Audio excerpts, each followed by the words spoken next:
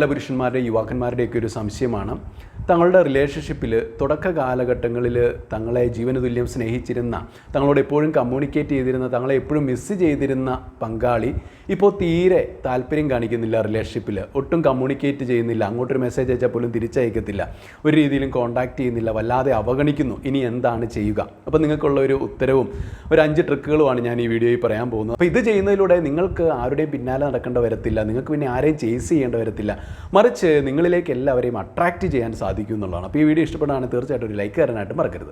ഒന്നാമതായിട്ട് പുരുഷന്മാർ മനസ്സിലാക്കേണ്ട ഒരു സത്യം, നിങ്ങളോട് ആദ്യമേ താല്പര്യം കാണിച്ചിട്ട് ഇപ്പോൾ നിങ്ങളെ അവഗണിക്കുന്ന പങ്കാളി അങ്ങനെ ചെയ്യാനുള്ള ഒരു കാരണം എന്ന് പറയുന്നത്, നിങ്ങൾ അവരെ അപ്രോച്ച് ചെയ്തത്, നിങ്ങൾ അവരെ സമീപിച്ചത്, അല്ലെങ്കിൽ നിങ്ങൾ അവരുമായിട്ട് ഇടപഴകിയത് ഒരു പുരുഷനായിട്ടല്ല, മറിച്ചൊരു ആരാധകനായിട്ടാണ് എന്നുള്ളതാണ്.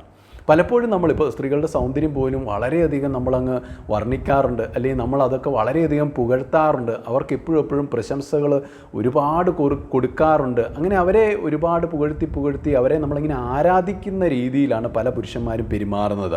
അവിടെ ഒരു പുരുഷനായിട്ടല്ല, ഒരു ആരാധകനായിട്ടാണ് പെരുമാറുന്നത്. പക്ഷേ സ്ത്രീകൾ നോക്കുന്നത് ഒരു ആരാധകനെ അല്ല, അവർ നോക്കുന്നത് എപ്പോഴും ഒരു ഹീറോയിനെയാണ്. അതായത് അവർക്ക് വെറും ഒരു ഫാനിനെ കിട്ടിയിട്ട് കാര്യമില്ല, അവർക്ക് വേണ്ടത് ഹീറോയെയാണ്. അവർക്ക് വേണ്ടത് അവരുടെ കൽപ്പനകൾ അനുസരിച്ച് എന്തും ചെയ്യാൻ തയ്യാറുള്ള ഒരു ഭൃത്യനെ അല്ല, അല്ലെങ്കിൽ ഒരു ദാസനെ അല്ല. അവർക്ക് വേണ്ടത് അവരെ നയിക്കാൻ കഴിവുള്ള ഒരു ഓണറിനെയാണ്, അല്ലെങ്കിൽ ഒരു ലീഡറിനെയാണ്, ഒരു ഹീറോയിനെയാണ് അവരുടെ ജീവിതത്തിൽ അവർക്ക് ആവശ്യം. അപ്പോൾ നിങ്ങൾക്കൊരു ഹീറോ ആവാൻ കഴിയുന്നില്ലെങ്കിൽ, ഒരു ഓണർ ആവാൻ കഴിയുന്നില്ലെങ്കിൽ, ഒരു ലീഡർ ആവാൻ കഴിയുന്നില്ലെങ്കിൽ, ഒരു പുരുഷനാവാൻ കഴിയുന്നില്ലെങ്കിൽ, അവൾ നിങ്ങളെ മടുക്കുകയും നിങ്ങളെ അവഗണിക്കാൻ തുടങ്ങുകയും ചെയ്യും എന്നുള്ളതാണ്. ഇനി രണ്ടാമത്തെ പുരുഷന്മാർ മനസ്സിലാക്കേണ്ട ഒരു ബയോളജിക്കൽ ഫാക്റ്റ് ഉണ്ട്. അതായത് ചില സമയങ്ങളിൽ സ്ത്രീകൾ നിങ്ങൾ പറയുന്നതിനോടൊക്കെ എസ് പറഞ്ഞേക്കാം, അല്ലെങ്കിൽ നിങ്ങളെ ഇഷ്ടമാണെന്നൊക്കെ പറഞ്ഞിട്ടുണ്ടാവും. അപ്പോൾ അതിൻ്റെ ഒരു കാരണം, അവർക്ക് ബയോളജിക്കലായിട്ട് ചില സമയങ്ങളിൽ ഈസ്ട്രജൻ വളരെയധികം അവരുടെ ശരീരത്തിൽ കൂടുന്ന അവസ്ഥകളുണ്ട്. ഉദാഹരണത്തിന് ഇപ്പോൾ ഓവുലേഷൻ ടൈം അവർക്ക് വളരെയധികം ഈസ്ട്രജൻ ഹൈ ആയിട്ട് നിൽക്കും. ആ ഒരു അവസരങ്ങളിൽ അവർക്ക് ബയോളജിക്കലായിട്ടുള്ള ഇൻസ്റ്റിങ്ക്റ്റുകൾ കൂടും. അതായത് ഇപ്പോൾ അവർ വളരെയധികം ഫെർട്ടൈൽ ആയിരിക്കും, അവർക്കൊരു അമ്മയാകാൻ പ്രകൃതി കൊടുത്തിരിക്കുന്ന ഒരു കഴിവാണത്. അപ്പോൾ ആ ഒരു അവസരങ്ങളിൽ അവരുടെ ഒരു മൂഡൊക്കെ ഇങ്ങനെ ഹൈ ലെവലിലായിരിക്കും. അപ്പോൾ ആ ഒരു സമയത്താണ് നിങ്ങൾ അവരെ പ്രപ്പോസ് ചെയ്യുന്നതെങ്കിൽ ഒരു പക്ഷേ അവർ ചിലപ്പോൾ നിങ്ങളോട് വേഗത്തിൽ തന്നെ എസ് പറയാനുള്ള ഒരു സാധ്യതയുണ്ടെന്നുള്ളതാണ്. അപ്പോൾ അങ്ങനെ എസ് പറഞ്ഞാലും കുറച്ച് നാൾ കഴിയുമ്പോഴത്തേക്ക് ഇവരുടെ ഈ ഒരു ഈസ്ട്രജൻ ലെവൽ പഴയ പോലെ താഴേക്ക് വരാൻ തുടങ്ങും, അല്ലെങ്കിൽ അതൊക്കെ നോർമൽ ആകാൻ തുടങ്ങും. അപ്പോൾ അവരുടെ ആ ഒരു ഹോർമോൺസ് ഒക്കെ റിലീസാവുന്ന ആ ഒരു അളവ് കുറയാനായിട്ട് തുടങ്ങും. അപ്പോൾ അവർ സാധാരണ രീതിയിൽ വരും. ഒരുപക്ഷെ ആ സമയത്ത് അവർ നിങ്ങളോട് എസ് പറഞ്ഞതിൽ ചിലപ്പോൾ റിഗ്രറ്റ് ചെയ്യും, അല്ലെങ്കിൽ അവർക്കൊരു കുറ്റബോധം തോന്നും, അയ്യോ ഏത് സമയത്താണോ ഞാൻ ആ മനുഷ്യനോട് എസ് പറഞ്ഞത്, അത് വേണ്ടായിരുന്നു എന്നവർക്ക് തോന്നും. അപ്പോൾ അങ്ങനെ തോന്നുമ്പോഴാണ് ചിലപ്പോൾ അവർ നിങ്ങളെ ആദ്യമേ ഇങ്ങനെ ഇഷ്ടം കാണിച്ചെങ്കിലും പിന്നെ പെട്ടെന്ന് തന്നെ ഒരു കാരണമില്ലാതെ അവർ ചിലപ്പോൾ നിങ്ങളെ ബ്ലോക്ക് ആക്കും, കാരണം പിന്നെ നിങ്ങളുമായിട്ട് കോൺടാക്ട് ചെയ്യാതിരിക്കാൻ. ആ സമയത്ത് അവർക്ക് പറ്റിപ്പോയൊരു അബദ്ധമായിരിക്കും. അപ്പോൾ ഇങ്ങനെ ചില ബയോളജിക്കൽ ഫാക്ടേഴ്സ് കൊണ്ട് സ്ത്രീകൾ ചിലപ്പോൾ ആദ്യമേ കാണിച്ച താല്പര്യം പിന്നീട് കാണിക്കണമെന്നില്ല. ഞാനിപ്പോൾ ഇവിടെ ഇത് പറയുന്നത്, ഇത് വളരെ റെയറായിട്ട് സംഭവിക്കുന്ന ഒരു കാര്യമാണെങ്കിലും ഈ ഒരു പോയിന്റ് ആരും അധികം അങ്ങ് പറഞ്ഞു കേട്ടിട്ടില്ല, അതുകൊണ്ടാണ് ഞാനിപ്പോൾ ഇവിടെ അത് ഉൾപ്പെടുത്തുന്നത്. ഇനി മൂന്നാമത്തെ പുരുഷന്മാർ മനസ്സിലാക്കേണ്ട ഒരു യാഥാർത്ഥ്യം, ദുർബലരായിട്ടുള്ള പുരുഷന്മാരാണ് സ്ത്രീകളിൽ തങ്ങളുടെ ശ്രദ്ധ കേന്ദ്രീകരിക്കുന്നത്.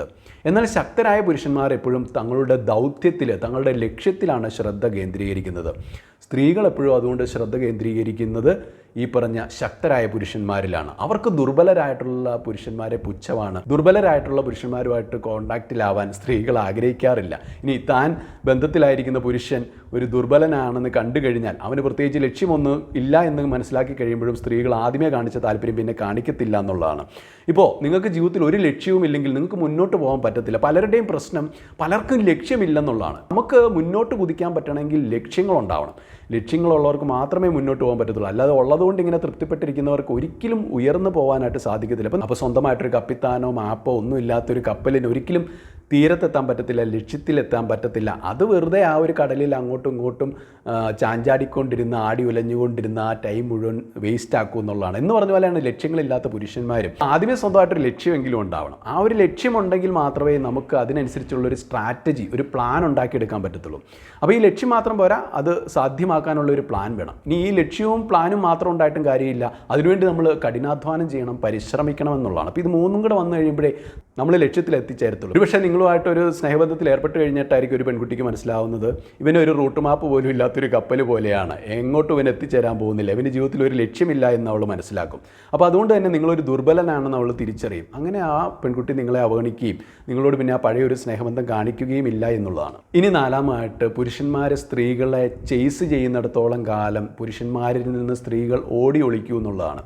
കാരണം ഈ ചേസ് ചെയ്യുന്ന പുരുഷന്മാരെ സ്ത്രീകൾക്ക് ഒട്ടും ഇഷ്ടമില്ല. പിന്നാലെ നടന്ന് സ്നേഹത്തിന് വേണ്ടി ഇങ്ങനെ യാചിച്ച് നടക്കുന്നവരോട് സ്ത്രീകൾക്ക് എപ്പോഴും ഒരു പുച്ഛവും അല്ലെങ്കിൽ ഒരു സഹതാപവും മാത്രമേ തോന്നത്തുള്ളൂ. അങ്ങനെയുള്ളവരെയാണ് സ്ത്രീകൾ ഇങ്ങനെ ആട്ടി അകറ്റിക്കൊണ്ടിരിക്കും. ഇനി ചിലപ്പോൾ ഇവരുടെ നിർബന്ധം സഹിക്കാൻ മേലാതെ ആദ്യമേ വല്ല റിലേഷൻഷിപ്പിന് വേണ്ടി ഒന്ന് നിന്നു കൊടുത്തെന്നിരിക്കും. പക്ഷേ അവർക്ക് അധികകാലം അത് നിൽക്കാനായിട്ട് പറ്റത്തില്ല. കാരണം ഈ സ്നേഹത്തിന് വേണ്ടി നീഡിയായവരെ ഒരിക്കലും തൃപ്തിപ്പെടുത്താൻ പറ്റത്തില്ല. അതുകൊണ്ട് അവരിൽ നിന്ന് ഇവർ രക്ഷപ്പെടാനായിട്ട് ശ്രമിക്കും. കാരണം അത് ഭയങ്കര ഒരു വീർപ്പ് മുട്ടിക്കുന്ന ഒരു അവസ്ഥയാണ്.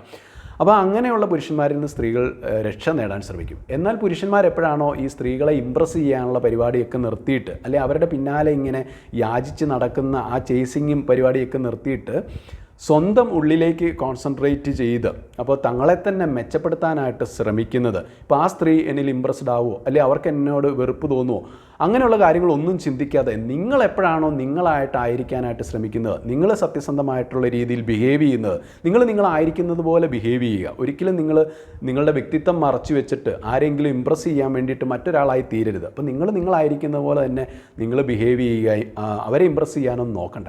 അപ്പോൾ അങ്ങനെ നിങ്ങളുടെ യഥാർത്ഥ വ്യക്തിത്വം പുറത്തു വരുമ്പോഴാണ് അവർക്ക് നിങ്ങളോടൊരു അട്രാക്ഷൻ തോന്നത്തുള്ളൂ. അപ്പോൾ പിന്നെ നിങ്ങൾ അവരുടെ പിന്നാലെ നടക്കേണ്ട കാര്യമൊന്നുമില്ല.